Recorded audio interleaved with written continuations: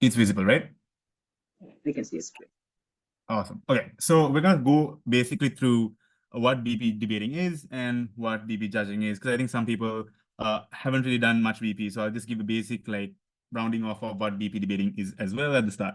Okay, to start off, BP different from other formats have four teams. All four teams are trying to win the debate. So even if you're a team in closing government, you're also trying to beat the team in your opening government, even though you're basically arguing for the same side. So you have four teams which comprise of two speakers each.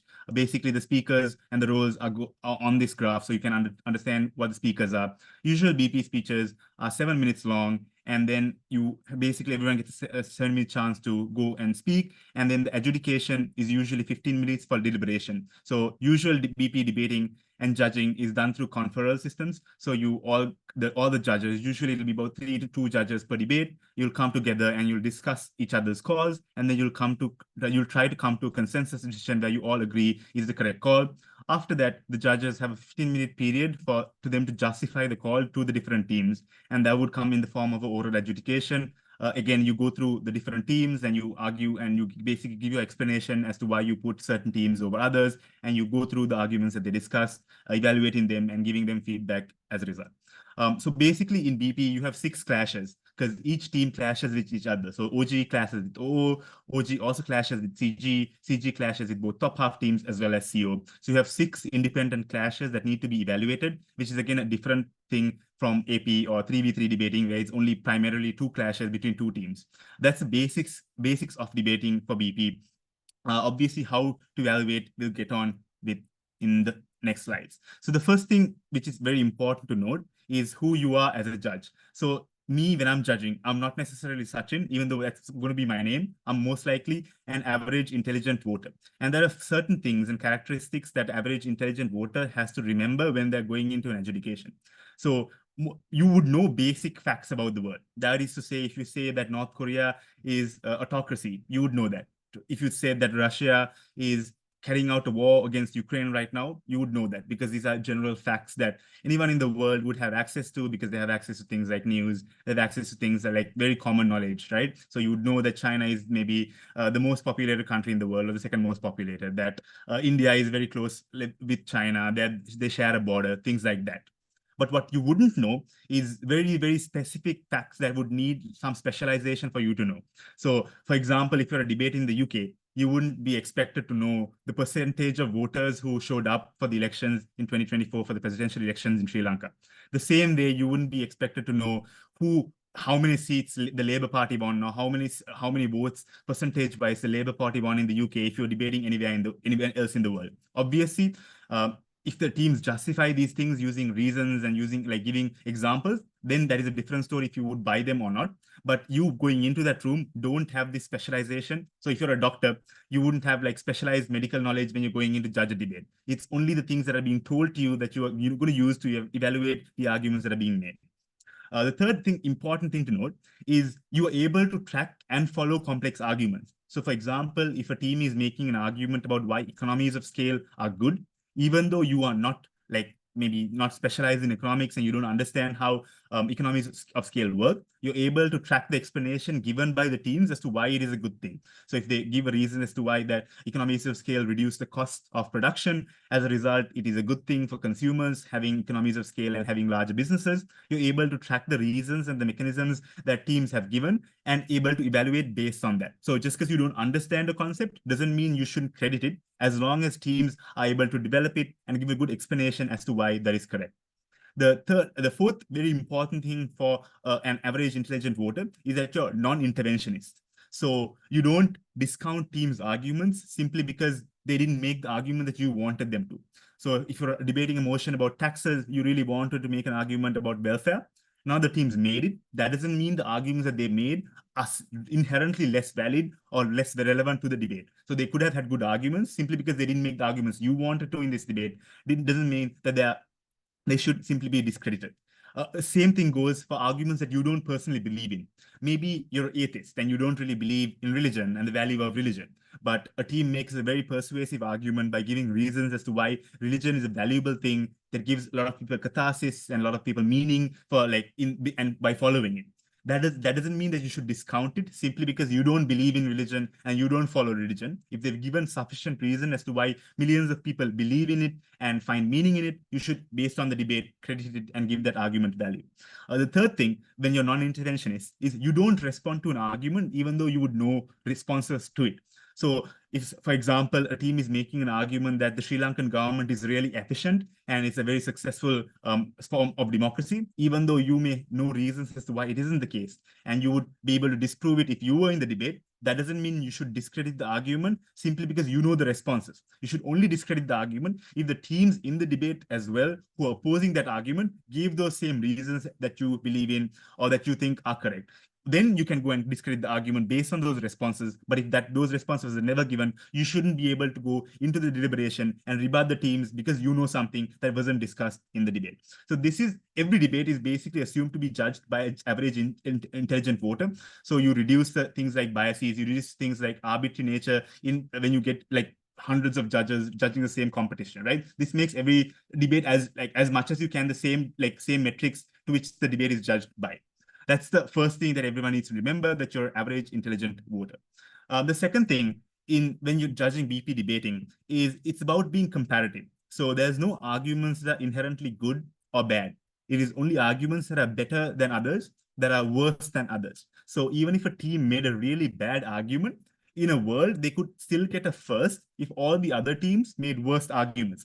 So there was one team in opening government who proved a very, very slim impact, which was a benefit based on the policies that they were supporting.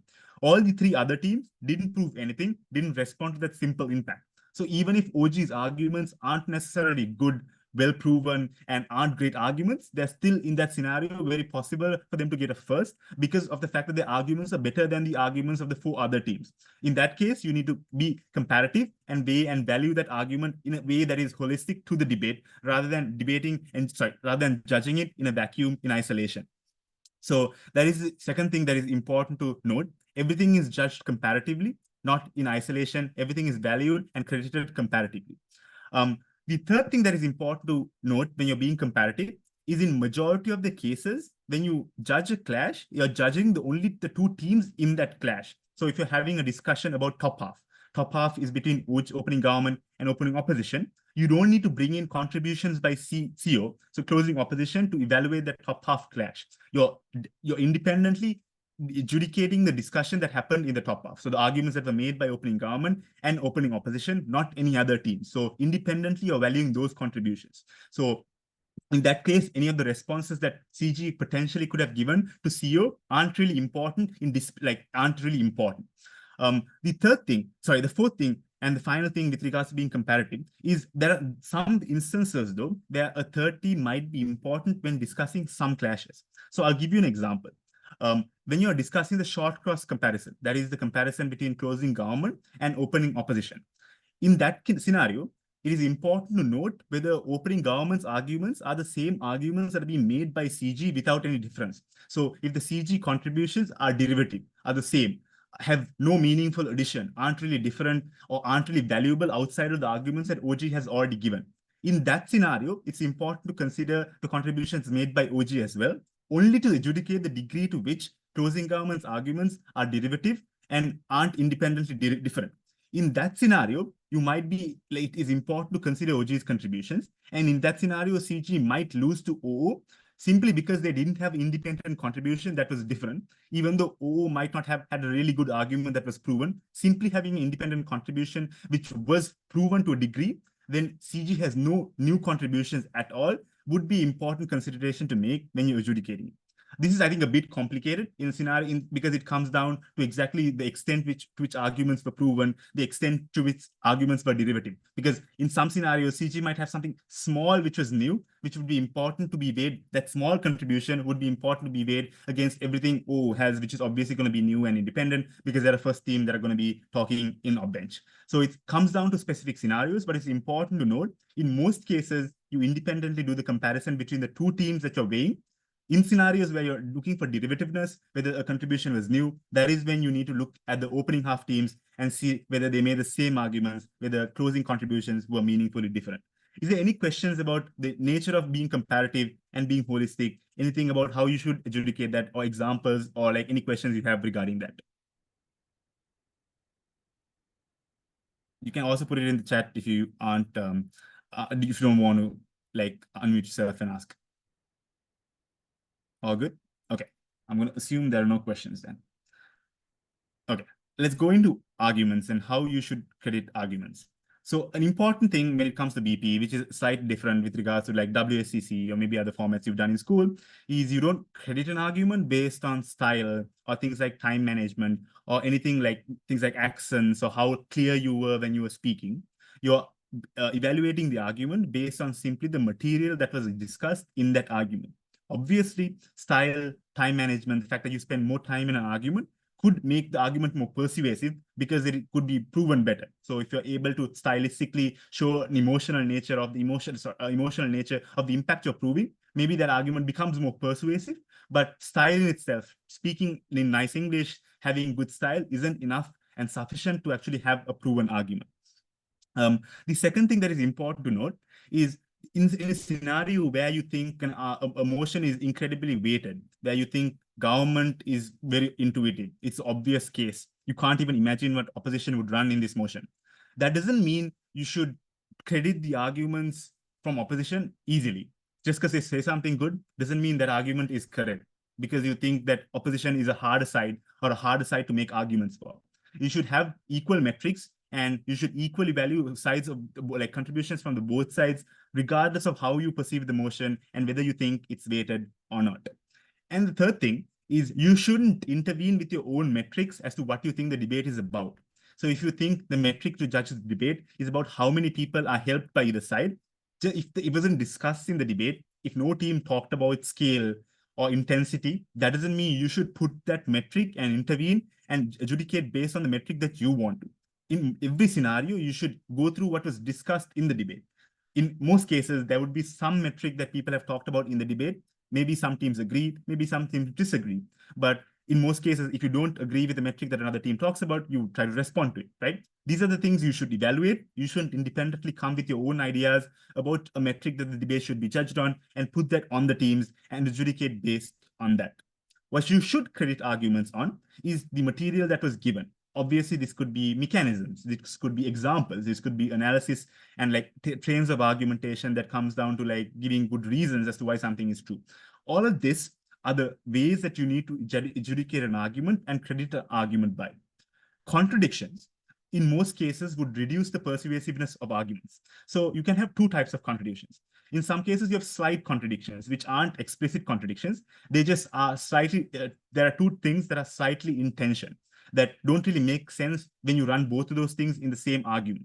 In that scenario, your ability to actually be persuaded by that argument becomes less, right? Because the same team is running two things which are slightly in tension, which don't really make sense when you put them together. That means it's more doubt put in that argument for you to actually buy that argument and value it. When you have explicit contradictions, then, for example, the first speaker says that taxes are good. The second speaker comes and says, no, taxes are really bad. We shouldn't have taxes. In most cases, you adjudicate and value the first contribution that has been made. In those scenarios, you just discount the second contribution and you value and credit the first contribution that was made by the first speaker or the speaker that came before the team. I'll go on to how contradictions can play out in closing contributions later, but from the get-go, what is most important is slight contradictions reduce the persuasiveness of argument, reduce the likelihood of believing that argument and puts doubt on it. Explicit contradictions, in most cases, you would credit or you would accept the first contribution that was made. The second contribution, which is the contradiction, would be discounted. Okay, let's go into what exactly an argument is in most cases. I think in most scenarios, arguments you can't evaluate arguments as a binary. So it's not a sense of argument is proven or an argument is not proven. In most cases, it's going to be through a spectrum of things where in some cases, teams have more reasons to prove an argument where you're willing to buy it and it's actually quite well proven and you're quite convinced by it. In some cases, yeah, there might be some logical gaps, but there are also significant mechanisms in the argument. So you're willing to buy certain parts of things of the argument. So they may be not having their full impact, but they do have some impact that they prove. In some scenarios, they have a lot of logical gaps where like a lot of critical junctures of the argument aren't really proven. There are a lot of assumptions and assertions. So you're very, very unwilling and unlikely to buy the argument. Maybe there is some sense of some contribution that could still be gained, but it's not a lot of arguments, not a lot of valuable contributions coming from a team. So it's important to note that you don't have to, when you're adjudicating debate, especially when there's 4 teams, you can't say, okay, you didn't prove this, they proved this, then they win. It is obviously about thinking about how the interactions played out, to the extent to which the argument was actually proven, the extent to which the impact was actually proven that needs to be evaluated. So that is, I think, very important for you to consider. The second thing that is important to consider is thinking about the critical burdens of an argument. So if you're running an argument about why environmental green policy is a good thing, if you just say green policy is good and that this means it solves climate change without having a mechanism or reasons to prove why green policy actually solves climate change, you shouldn't really buy that argument, or you shouldn't really buy that end impact. So if they like also talk about the fact that green policy means that to some extent you reduce deforestation and you protect animal lives, and that is a good thing, sure, you can credit that part of the argument because they have a reason to prove that. But you don't need to, you basically can't credit the argument about completely solving climate change because they have a very big critical assumption or critical part of the argument that they haven't proven. It's simply asserted that the point from going from climate change is going to be solved, and having a reason to prove why climate policy is a good thing is just missing. So you can't really credit the argument about climate change being solved. So it's important to adjudicate arguments and think about what the critical assumptions are. What are the critical points that need to be proven in an argument, and evaluating based on that. So it's important to know that like some arguments have 3 critical junctions to prove the best endpoint or the best case scenario. Maybe teams don't prove all 3 of them. They have 2 critical like assumptions or critical junctions of the argument that they've proven. That means that they have some impact. It's important to credit that impact without discrediting the whole argument because they didn't meet the full burden of the argument that they set out to actually go and prove. The final thing I want to talk about with regards to arguments is one argument isn't inherently more persuasive than another.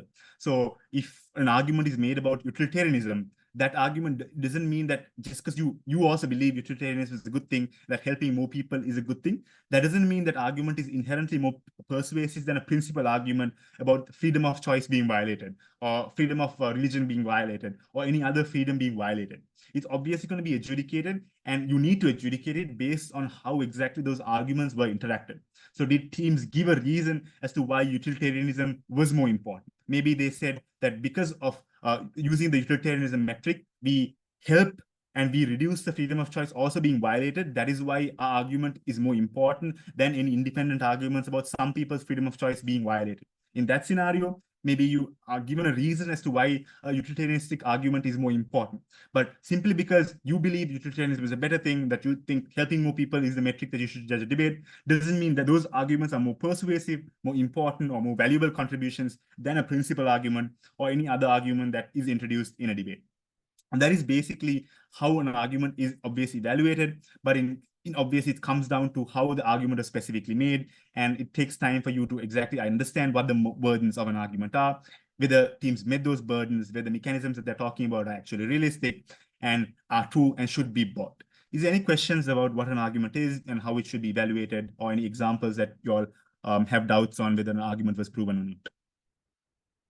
Again, you can put it in the chat if you have any questions. All good? Okay, let's go into responses, because in every debate, even if it's AP, even if it's any other format, you'll always have responses given against an argument. It's very important to consider those responses when you're evaluating an argument, because in most cases, this is a chance that the teams get to discredit another argument, put doubt on it, and disprove that argument and prove their argument is better. So just because an argument is independently well proven doesn't mean that wins the debate. If the 2 opposing teams give really good responses and disprove the mechanisms, that means that those teams can still beat the team that has proven a good argument. So the first thing that is important to consider is exactly how this interacts with the other team's case or the argument that they're responding to. There is obviously like 4 parts of a spectrum that, again, that responses could affect another argument. Some responses completely miss the mark. They have no effect on argument because they aren't really responding to the crux of the case, or they're just saying another asserted thing without really proving it. So I'm responding to an argument about why taxes are really good because it gives welfare to the people. I just say as a response, no, taxes is theft, and I don't expand. I just say that and I move on. This doesn't really have much effect to the argument that was made if it's well proven, because I'm not really proving anything. I'm asserting a response and I'm just moving on after that. It has no effect on the validity or the ability for you to buy the argument. The second way a response could actually interact with the argument is by putting doubt on it. That means that now I'm less willing to buy the argument now, because the response is that taxes are bad because it takes away the money of people's hard-earned money that the government has no right over, because it's the person who's earning that money. Obviously, now I'm less willing to buy the argument that taxes are a bad thing, are a good thing, because I'm also considering the fact that people's money who earned it is being taken away, and whether they have a right to hold that money and actually like use that money, whether that's a good thing or actually is it a bad thing. So now the response is putting doubt in my mind whether I should buy the argument or not. That's the second way a response could actually interact with an argument. The third way is the argument could simply be mitigated. So the response I give to the argument about taxation is that in most cases, taxes aren't taken away from taxes aren't really given to the people on the ground. Taxes are siphoned off. It is taken as commissions. It is not used for infrastructure or welfare. It is just going into the banks, going to the rich people. It isn't really going for anyone helpful. This mitigates the impact of the argument about taxation being good, because now it's not really clear whether taxation goes to welfare or it helps people or it actually does anything positive by carrying out that policy of taxation, right? Now the argument itself is mitigated and its value to the round, it's just mitigated and it's reduced, right? The impact the argument has in the round is reduced now, because it isn't as taxation isn't perceived simply as a positive thing like I was buying it before. The final way an argument could be taken down is the response just completely destroys it. So I give a lot of reasons as to why the government is an inefficient actor, a lot of reasons as to why when the government goes and collects taxations, they aren't a really good allocator of that money, because they don't have market incentives. So they just go and spend on random things that people don't care about, like the military. So taxation is just theft. It doesn't really help people on welfare. It doesn't really help poor people. I give a bunch of examples as to how things like welfare never really work, because the welfare is just so little. So it's really pointless. And having a complete market system where there is no taxation is just better, because like the market itself corrects it and will allocate people who are poor with like some jobs and give these people opportunities, because there's like cheap labor, etc. And I completely destroy the argument.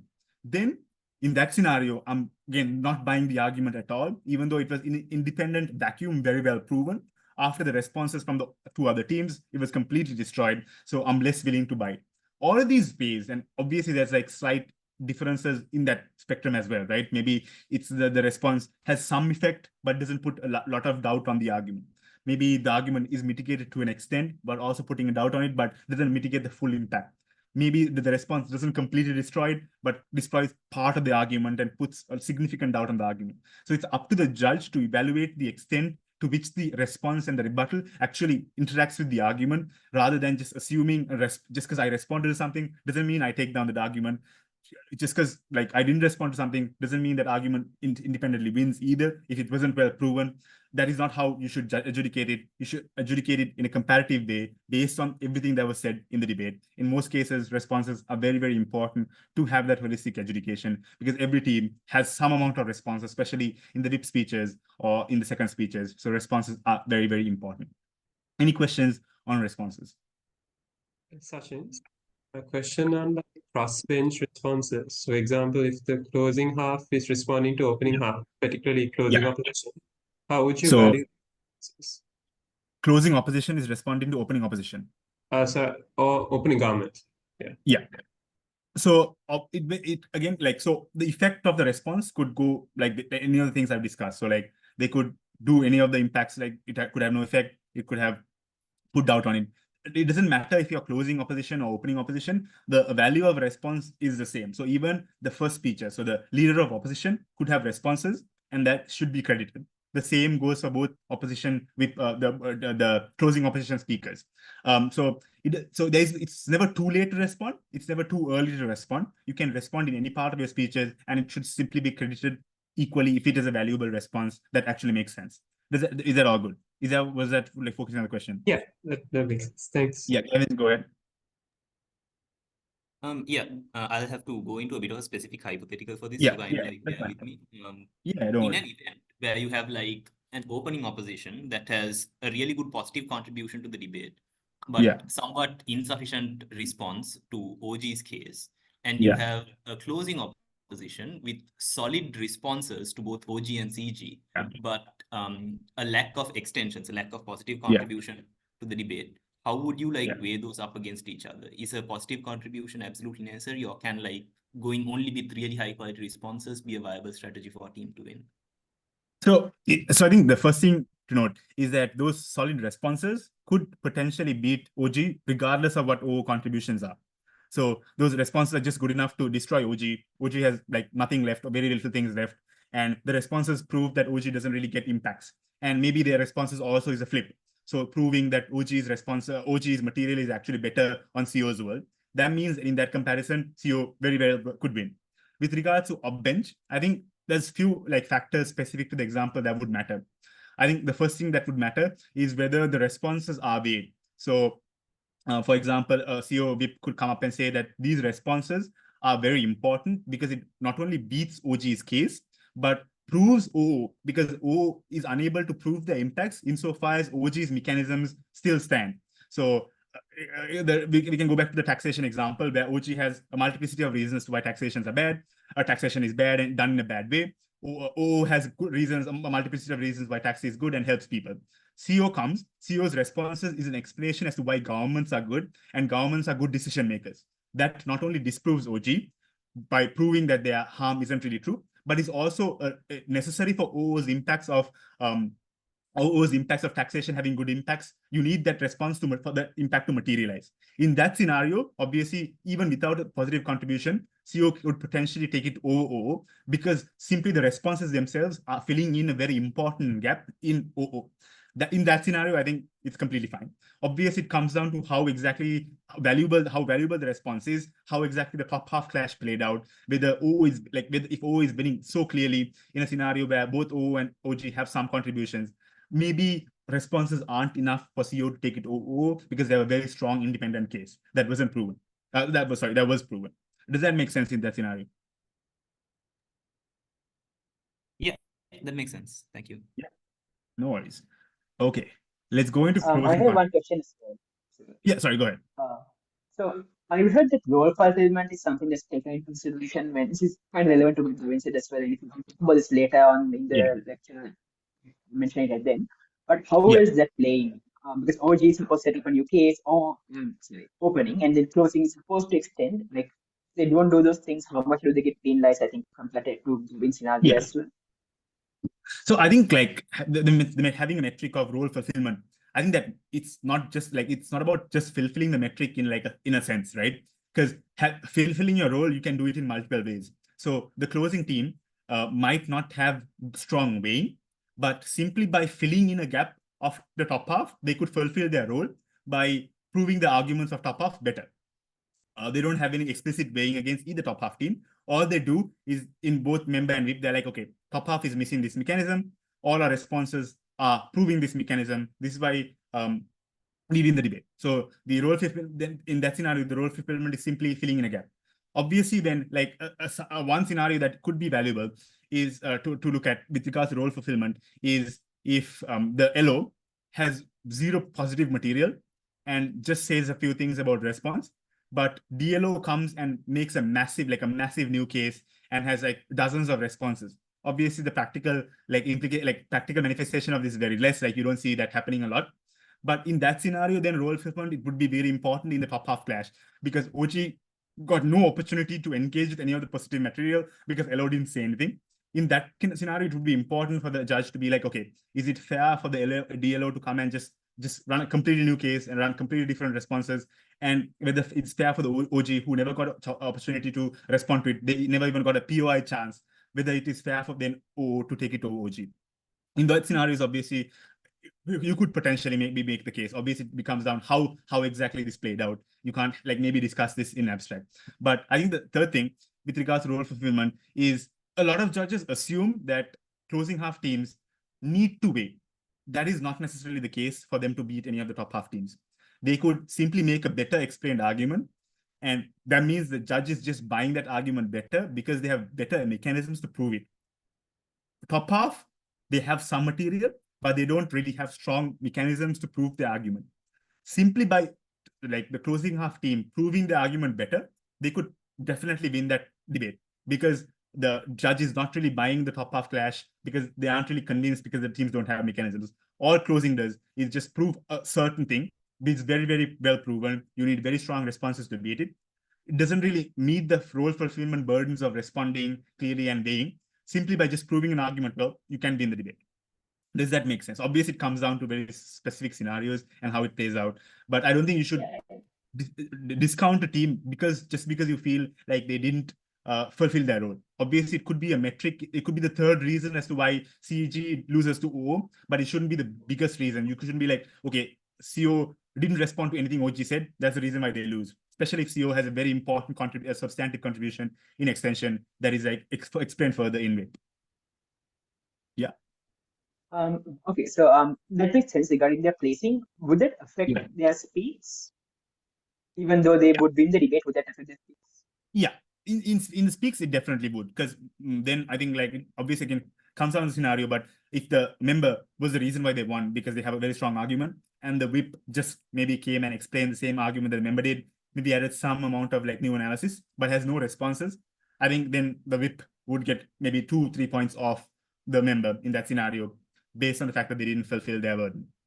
And I think the scale, I don't know if everyone has access to the scale, that also has those metrics to adjudicate it, right? Because if the same argument is being made by the second speaker and repeating the first speaker, they aren't making a meaningful contribution, which is additional. They aren't making a new contribution, which you should independently weight. As a result, they should be docked off speaks. I think we can share the speaks with everyone here to get a better understanding as well afterwards if you want. Yeah. Awesome. Okay, let's go into closing contributions then, because I think this is a more complicated part when it comes to BP debating, because two teams are arguing for the same side, so it becomes quite blurry to exactly how you should evaluate it and how you should value it. Okay, so the first thing is understanding what exactly an extension is. And I think an extension could be a multiplicity of things. And I think the first thing to understand is that an extension doesn't necessarily have to be a new argument. Obviously, it could be, but there are multiple other ways an extension could be run. So an extension could be simply responsive. An extension could be new examples that are incredibly persuasive and grounded, that make the arguments that were made in top half more believable. And an extension could be a new impact that wasn't discussed, which is contingent on the new argument. So an argument about taxation being run, and top half only discussed about welfare. And CG's extension is an explanation about why infrastructure being built by taxation is such a big impact, because it increases FDI, it gives people basic services, etc. That is a new extension. That is not, maybe it is contingent to an extent on top half, but it doesn't mean that should be discounted simply because it is an impact extension. Another very important extension is an analysis extension. These aren't completely new. They're trying to prove maybe the same arguments that were discussed in top half by using new analysis and new mechanisms. So an example could be the fact that, like we discussed before, top half. So opening opposition is making a case as to why having green policy is a good thing. And having green policy means that you curb climate change. The new extension coming from closing opposition is adding new analysis as to how exactly this plays out. So the first thing they do is they analyze what exactly green policies look like. So they explain green policies is like carbon taxation. This means that companies are less likely to go and increase their carbon emissions and increase their carbon production because they don't want to pay that additional tax. As a result, they have a significant change in the way they do production. And so they reduce the amount of carbon, things like coal they use in their factories. They transition into green technology like solar power systems and hydropower systems, which are simply much more environmentally friendly. As a result, emissions get reduced. And as a result, you protect things like mangroves, protect things like lakes, because you don't dump that coal, you don't dump those bad produce from factories in those areas. As a result, you protect the world from climate change. Significantly better explained argument based on new analysis. Obviously, this was a very like black and white scenario where opening half didn't have any analysis and closing half came and gave a lot of new analysis. Most debates aren't going to be like that. It's going to be again on a spectrum where there's some analysis from opening half. There's going to be some new analysis from from closing half, and it's about evaluating that specific threads of analysis, that is important. But it's important to value analysis extension as well, rather than just discounting it by saying, okay, OG already talked about climate change and how this helps climate change, simply because CEO comes and talks about it again. I can't value it. You shouldn't do that. You should credit the specific analysis that was given in the debate. The second thing that is important to note is novelty is a very important contribution metric to judge, but that is not the only metric that you should judge it. So closing opposition comes up with a very novel argument about innovation with regards to green technology, but is not proven at all. They just say innovation happens because we focus on green technology now, and innovation is good because it improves the GDP of a country, and we care about the GDP being improved. Obviously, it's a novel argument that wasn't discussed in top half because they were discussing simply the value of climate change being curbed. That doesn't mean simply because it's a new contribution that argument is debate winning or it should be credited as a strong argument. Everything we discussed before about whether the argument is proven, whether the argument is a meaningful contribution that actually adds something to the debate, are all important considerations to do and to use when you're evaluating that argument. Obviously, novelty is an important factor when you're considering things like derivativeness, whether they're simply regurgitating the arguments that were already proven in top half in a different way.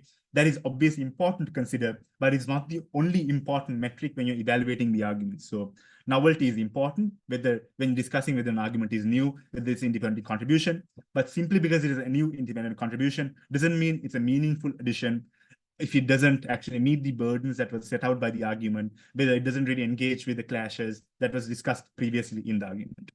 A very important thing when it comes to closing contributions is knifing, because there's a trend of maybe CEO coming and just responding to what was discussed in opening opposition.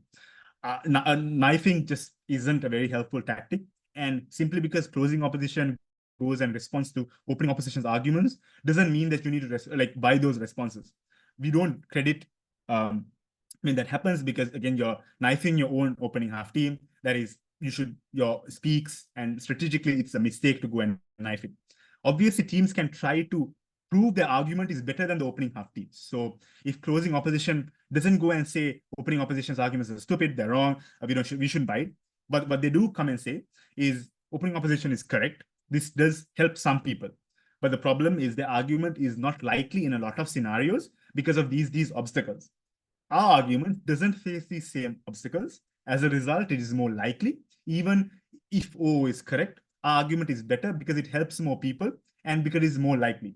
That it should be credited as a piece of being, because you aren't discrediting or shitting on the argument that is existent in O. You're simply proving why your argument is better than theirs by independently weighing your argument. In that scenario, obviously, you should value that contribution, and you should value that contribution as a meaningful contribution, rather than simply saying that, okay, that's a knife. They've just said that the argument is better. They should not be credited. Obviously, closing teams are trying to prove things better as well. They're trying to be better than the opening half teams as well. As a result, these kind of ways to approach closing contributions should be weighed. I think the same principles about contradictions also apply in this case, like we discussed before. So if OG runs a case that is, for example, feminism should be based on choice feminism and giving women choice, and closing government come and say, no, choice doesn't matter. Feminism is about just getting rights, and maybe some women are making bad choices, so we shouldn't support those women. Same thing applies, like we discussed before. You shouldn't credit the contribution because that is a direct violation and a direct contradiction of what was discussed already in top half. If the closing contribution is not that explicit and it just says, okay, women make bad choices in some scenarios, so we shouldn't have a complete acceptance of choice feminism, the same logic applies. It is in tension with opening half's contributions. So I'm less willing to give credence to that closing contribution because I'm like, okay, do I really need to buy that insofar as I'm already buying the fact that choice feminism is good because it expands women's choices, etc. So I'm less willing to buy that closing contribution then because it is in tension with the opening contribution. So knifing should not be credited. Knifing is, again, a violation of the rules of BP. You should try to win based on proving why your arguments are better than opening contributions, rather than trying to disprove any opening contribution. Any questions on knifing and how to evaluate closing contributions? Because I think that is a bit complicated. Sachin, small question. For example, this is going to be a particular example. So for example, let's say there's a motion by opening government where they limit a topic to like a certain subset of the population, and then closing government comes up and says, yes, that is true, but we'd also like to consider this other subset that's different. Actually, I'll just give the example. So if there's a motion, so this house believes that human labor will be completely automatized in 50 years. And then opening government says that we're only talking about blue collar jobs. And then closing government says that even like what do you call white collar jobs will also get automatized. Is that a knife? Or is No, that... so in that scenario, you're just expanding the view, right? So, so I'm assuming the way this plays out is opening government says losing blue collar jobs is bad. CG doesn't need to say that that is a good thing to prove that white collar jobs are also lost.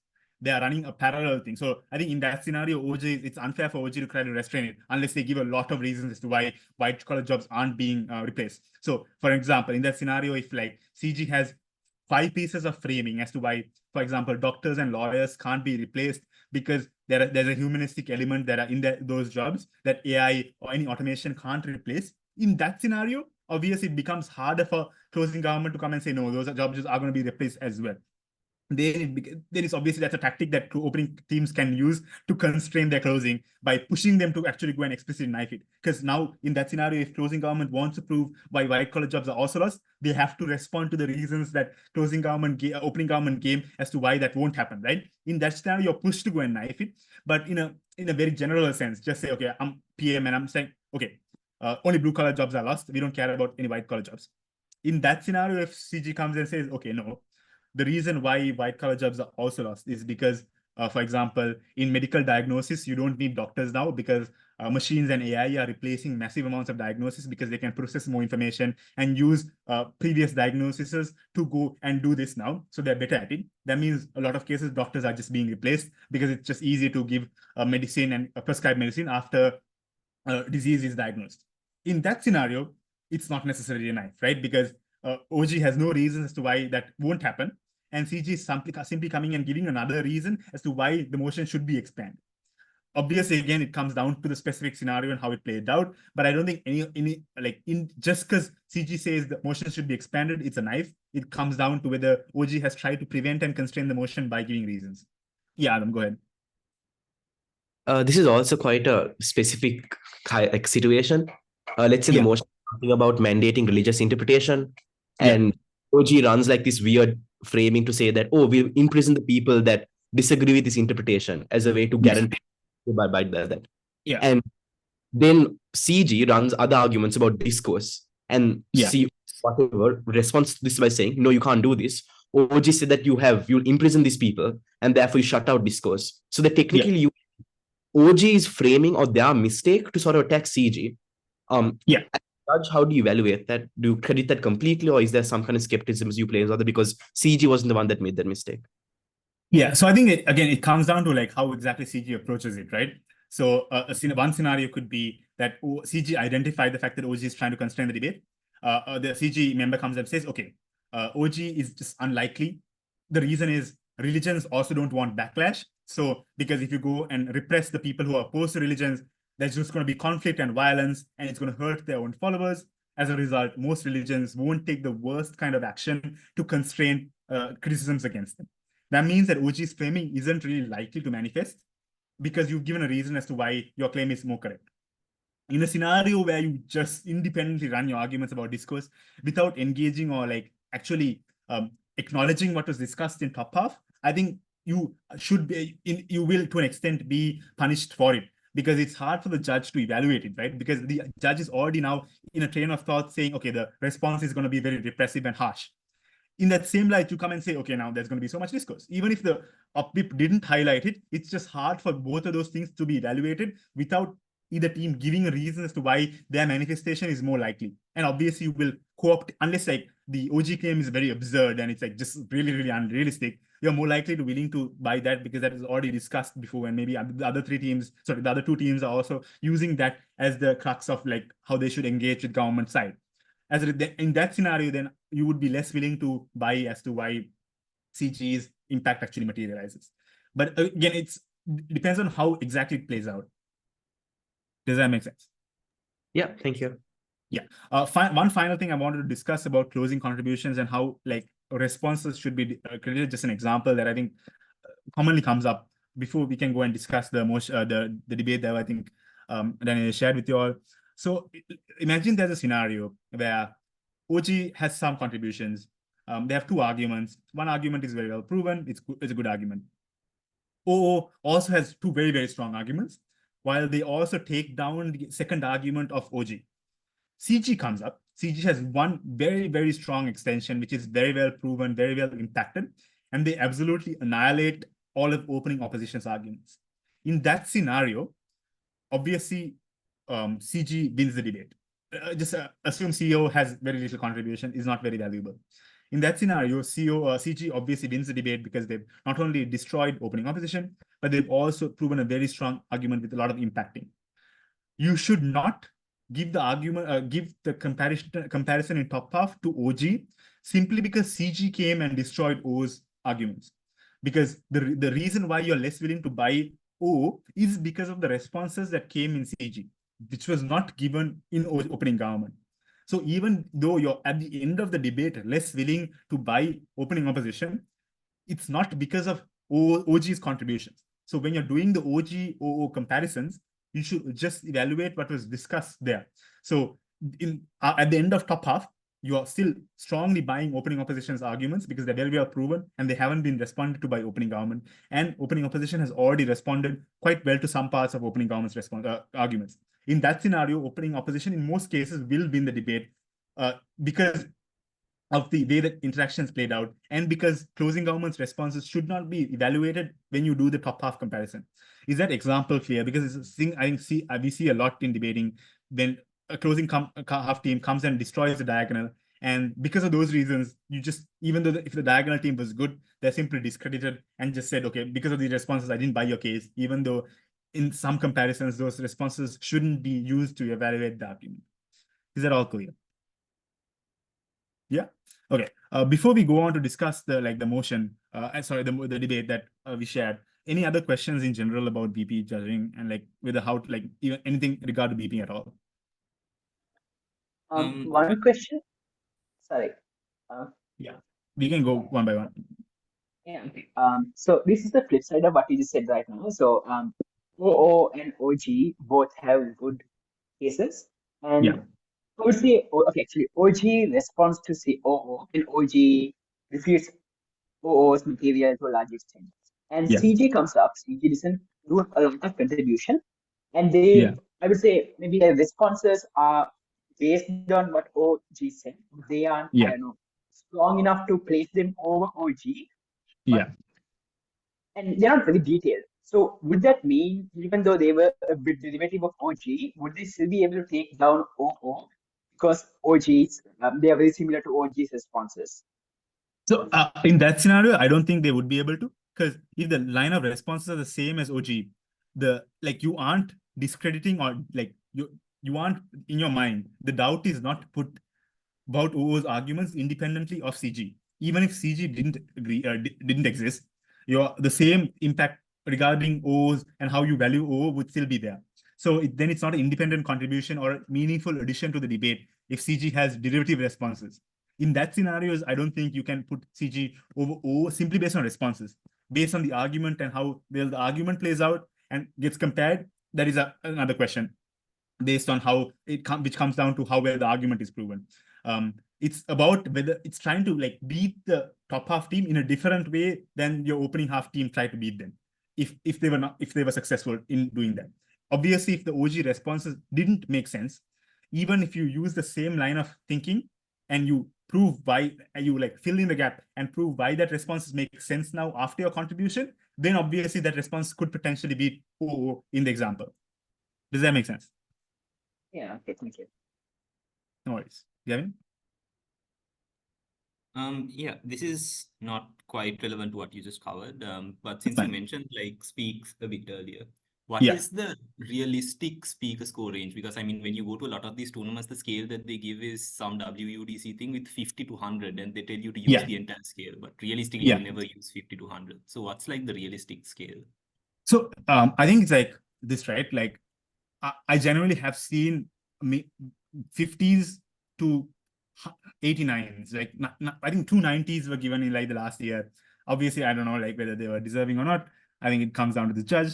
I think it's very reasonable to use like the whole scale, like giving a 59 to a team that has literally no contributions, spoke for 1 minute and sat down. I think is reasonable.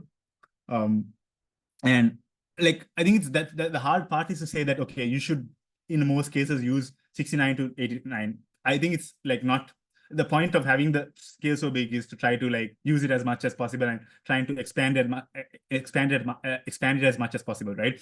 Because if you give an 80 to a speaker and another judge also gives an 80, because in your mind, okay, no one in this tournament can speak above 80 or less than a 70. It just again isn't really a correct view of what the tournament was actually like, because your metric of 80 and another judge's metric of 80 could very well be different. So I think it's like I wouldn't want to say okay, you should just reasonably do between 85 and 69.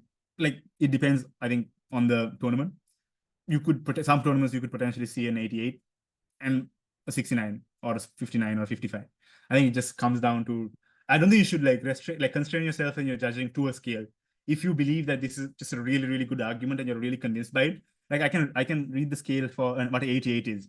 Arguments engage with the core issues of the debate and are highly compelling. No logical gaps and sophisticated responses are required to defeat the argument. Only minor flaws in arguments. This is 86 to 88, which would be one of the best speeches you've given. If you feel like this argument is like that is really well proven, I think it's very reasonable to give that speaker score. And you shouldn't be like, okay, like I don't think this guy can speak an 88, so I shouldn't give it. If you feel like they've given a really good speech, I think it's very reasonable to give that score. Obviously, I think that I just said a whole lot of nothing, but I think it's like the point is just you should use the whole scale. I don't think you should constrain yourself to say, okay, this is what the scale should be constrained to. Yeah, then go ahead. Sorry. Yeah, I think this is Gavin, do you want to add anything else? Yeah. I understand everything you said about the need to use the scale and the need to use the entire thing, but let me rephrase this better. In your experience, between what range do 99% of speaker scores lie in tournaments in general? So I think the most speakers would be between like 72 to like 80 probably. And obviously the high end of this tournament would be above 80. Maybe the first novicer who's never spoken before would probably be below 70, maybe closing like 59, 60. I think like obviously it's quite like depends on how exactly you think how badly they did. But I think between 72 to maybe 80, 81 is like the middle ground. Because like even the 72 speaker can potentially give an 81 speech if it's the best speech they've given. So that I think that is the metric, but like the best speaker in the tournament will get 85, 88. Yeah. I think that is more specific, I think, to going into what exactly was going on. Yeah. Yeah, that makes sense. Thank you. No worries. Then this is one of the issues I noticed when you were having tournaments and when you were teaching as well. Sometimes you have, and obviously this is an issue with the judges in tournament as well. And not everybody has the same judging capacity or is used to the same level of debating. So sometimes when you have like very more strict judges, and because the scale is so vast, it might be like easier for one speaker to like flip the tab very easily when one judge gives like a really high speak. How does the circuit normally accommodate for that? So I think it's like one thing would be the fact that there's 5 rounds. And at that point, like, so if there's a one-off score of 88, in most cases, you would probably be a really good speaker if you get an 88. Like the ability to give us such a high quality speech would be because you're very good. That means that even if your other 3 speeches are 79s, you're maybe in those scenarios, you're still deserving of that award. But I think the thing is like, I think the more important thing is if you're like worried about like that happening is one thing would be having a panel of 2 or 3 people, like in the scenario where there is 2 judges available for each round, obviously mitigates the chance which like you get most absorbed speeches, which absorbed speaks coming in, because like 3 people evaluating the speech, then obviously I think comes to a moderate value, like where you come to a median of all 3 people's ideas or like the 2 people's ideas. I think obviously it's like you can't prevent it if like you get 88 twice, and in a scenario you will probably be the best speaker in the tournament. And I don't think it's like a bad thing either, because like if those 2 speeches were the best speeches given but 2 judges heard, maybe even though your 3 other speeches weren't the best, you potentially deserve that award. So I don't think it's a bad thing, and I don't think there's like ways to prevent it, because I think it's a slippery slope where you say, okay, don't give an 88. It just goes down to a slippery slope where you're mentally just like, even when a speech is really good, you just mentally don't give that, like, give the flowers to the speaker. So I don't think the solution is saying, okay, you shouldn't give anyone 88. I think the solution is just having like understanding how exactly to evaluate the scale better, and like after and through learning how to evaluate arguments, you'll be better able to fit those arguments into the scale. And then the more the judges you have in the circuit do that, I think you'll come to a median which is quite like a reasonable median. Yeah. Okay. Thanks. Okay. I'm just gonna stop one more question. Yeah, I just stop the screen share and then we can go ahead. Yeah. Go ahead. This is regarding diagonal contributions and how to judge them, and also like how much POIs play into that, how much not taken into that as well. We noticed there were some tournaments that had like a compulsory POI rule, and so in most cases, in most BP competitions, as far as I'm aware, you don't have a compulsory POI rule. I think that's like, so taking a POI is like required according to the BP manual. If you don't take a POI, your speaks will be docked. In very, very close comparisons, not taking a POI is going to be punitive, and you could lose close comparisons if you don't take a POI. So if it's a like CG CG O is a very, very close comparison. CG O offered multiple POIs. CG did not accept any of them. That means O never got a chance to respond to the arguments. In that scenario, I think it's very reasonable. If it's very, very close, if it comes down to like very fine pieces of analysis, it's very reasonable for O to win that clash and take it over CG, even though like in that comparison, CG has something more. Maybe, if O got the chance to ask those POIs, they would have taken it over them. So you should, to an extent, be punitive with regards to speaks if you don't take POIs. In most cases, you don't have an essential POI rule. You just, it is required. You aren't punished. Like while you're speaking, if you don't take a POI, you're punished in comparisons, and you're punished with regards to speaks. With regards to how POI should be evaluated, I think for top half teams, so that means OG and OO, the only chance they get to respond to the closing half teams is through POIs. So imagine closing up government has a very small piece of analysis that disproves everything in OO. Obviously, it's not like a perfect scenario again like that. It's not like black and white like that. But in that scenario, CG takes 2 POIs from OO, but none of their POIs ever answer that. That means in that scenario, it's O has gotten the chance to respond and disprove that response, so they could, again, their case still stands. They didn't do that. In that scenario, you shouldn't be like, okay, O never got a chance to respond to CG's response. We should give it to O simply because of that. That is not how you should be judged. O got 2 responses. They got 2 chances. They didn't take them. As a result, CG very reasonably still wins. Yeah. Does that make sense? Okay, thank you. Yeah. Okay. Final thing then, let's just, if you're, so I think the CG recording wasn't there in the recording that was shared. If like maybe 5-6 people want to share what they thought, who watched the video, what they thought, the ranking they thought for the round in the chat, I can ask 1 person or 2 people what they thought about it, and then we can have a small, like maybe 5-minute discussion about it, and then we can wrap up. If you just want to put like your ranking, and then I'll share what my ranking was, and then we can come together.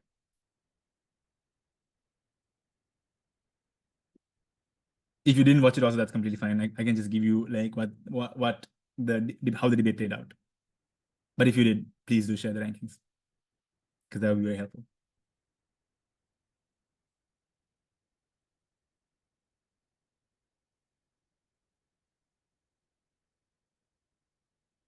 If you didn't, that's fine. Yeah. Yeah, go ahead. I could actually only watch the opening half because I didn't have much time. Yeah, And I even didn't if have you the opening contribution, that's fine. Yeah, so for that, I particularly thought the main focus of the debate was ultimately stability more than any of the other arguments. And on that basis, I believe that I thought that OG won because of the layers of like analysis that were not addressed by the opposition, because they mostly addressed like stability and like volatility. There was few more analysis, but like stuff like what do you call disproportionate investment, like that initial analysis. And then what else? Like about how debt. So the second speaker came up and told about debt. Like how in the counter narrative it will be difficult if USD like loans and like being able to maintain reserves and all of that. So like those types of, I personally felt it wasn't addressed, but to be honest, I was finding it difficult to track everything as well because That's fair. That's fair. That was a lot. Yeah, that's completely fair. Okay, got it. Anyone else who wants to just share the ideas? Why they thought what they did? Anyone? Otherwise, I'll just go ahead. Okay, so the round went. So if there was CG, then there would have been there. But OG won the round. O took a second. It was CG third, and CO came fourth. And I'll just quickly go through how it was evaluated, because I think closing some of the judges in that round thought that CO won the round. So I think it would be like important for me to just explain what they were thinking and why that doesn't really make sense with what we discussed. So firstly, we just go through top half. I think I do agree with what Harinder said. A big question was about stability, and I think the simple explanation as to why OG was able to take it over O is they proved that even though stability happens, stability in and of itself is not a good thing for the countries who are trying to get the IMF loans, because in most cases the stability is weaponized by the US, because the US themselves only care about their economic stability and their own well-being. They don't really need to care about the developing countries. As a result, their economic policies, the Federal Reserve does really bad things or doesn't do bad things, or they don't, or the way that their policies are enacted doesn't care about the conditions that are happening in the developing world, in the developing countries who might take these loans. As a result, things like debt becomes very exorbitant and very expensive. As a result, stability is all the benefits of stability can't really be achieved, and those benefits don't really go down to the countries that need those benefits of stability, the developing countries. That was the big clash that the debaters judged on. In that clash, who was unable to link why stability is a good thing. So they were able to prove in a vacuum why stability is good, that reduces things like transaction costs, reduces things like volatility. But it was unclear why in the case of the IMF, having the US-based stability is a good thing, because OG also has some mitigation to prove. When you have a multiplicity of currencies, you can still have some amount of stability, because when the US dollar collapses, you would have the Russian, the euro, or another currency trying to meet that collapse and balance it off. So stability to an extent is still there. The only difference is stability can't be weaponized by a singular country, because they aren't so powerful, because they don't have complete control over the currency that is being used. That was the basic crux of the top half clash. With regards to CO, the reason why some of the judges thought that CO placed above both top half teams is because CO tried to change the line of the debate by proving that, okay, without the IMF, the US would never go and do any development policy, or would never go into the world and would be isolationist. So they just tried to prove why the US was supposedly a good thing, and having the US currency as the reserve would mean that the US does good policies. The reason why this is unable to be the top half teams is OG has already given reasons as to why the US is not a bad actor, but an actor that doesn't care about the well-being of these other countries. Without responding to this, CEO can't prove the argument, right? Because even if the US doesn't go out and do things, it technically could potentially be a good thing, because OG has given reasons as to why the US does things that is not helpful for other countries, it is simply just helpful for themselves. With regards to the up-bench comparison, in a vacuum, O has reasons as to why stability is good. If you don't consider the OG responses like we discussed, they are still proving why stability means that you have less volatility, less shocks, less transaction costs. All these are proven impacts that are good. CO, unfortunately, does not have any proven impacts, insofar as they haven't proven the link between why the US is a good actor and why the US wouldn't go out if they didn't have the IMF. Both those critical burdens in the CO extension aren't proven. Comparatively, O has less missing burdens, and they have a clear impact that were proven. Those were the reasons that were adjudicated, that we adjudicated the debate based on. And I think that debate will give examples about what we discussed today across like the line, about responses that are there in OG. The POIs that OG asked to CO was also very helpful, and how they were evaluated was directly questioning those missing burdens, which would highlight that. So I think that debate is obviously a good example. But I think a good thing if you want to like improve on BP judging is just there's dozens of videos online that have rounds, and most of those rounds would have the actual call in the description. So you can just go and maybe judge the debate if you have time, and after that you can go and see what the judges thought about the round. I'm not going to say the judges are always correct; they make mistakes sometimes, but if 3 people are judging, in most cases they would come somewhat of a right call. So that would be very helpful as well. That's it from my side. If there's any other questions, I'm happy to answer it. Or if you want to just like drop me a message or like get in contact with me, I'm happy to answer questions with regards to that as well. All good? Such one small question about how you like document all of the like responses that need to be recorded. Like for example, if the opposing bench does respond to a particular point, like how do you personally document it in like a way that makes sense? So like the way I write things down with regards to responses is all the responses would have arrow. So I would have an arrow and say opening or closing to like say where the response goes to. And any positive contribution, I just write it down in like a numbered or with bullet points to say, okay, this was the argument, which is numbered. The response is with the arrow, with the CO or CG or whatever, who is they're attacking with written down on the side. So then I can flip the note, like if I'm writing in 2 pages, I can flip the side and see, okay, this response goes here because I've already written down. Then when I'm doing the deliberation as well, I'll be like, okay, guys, this response came up, which was targeted at OG. What do you think about it? And how do you evaluate that response in comparison to the argument? Yeah. All good? Yeah. Okay, then. I think that's it from me, guys. Daniel, anything else? Or are we done? Okay. I think we should. I think yeah. there seems to be no more questions, Sachin. We would like to thank you on behalf of the DC as well and everybody in the for conducting the workshop. Really grateful to you. I'm sure we'll reach out to you if you have anything else in the future. We most probably will. All good. That'll be fine. Don't worry. So thanks, guys, and hope you all learned something. I'll see y'all. Bye-bye. Good night, Sachin.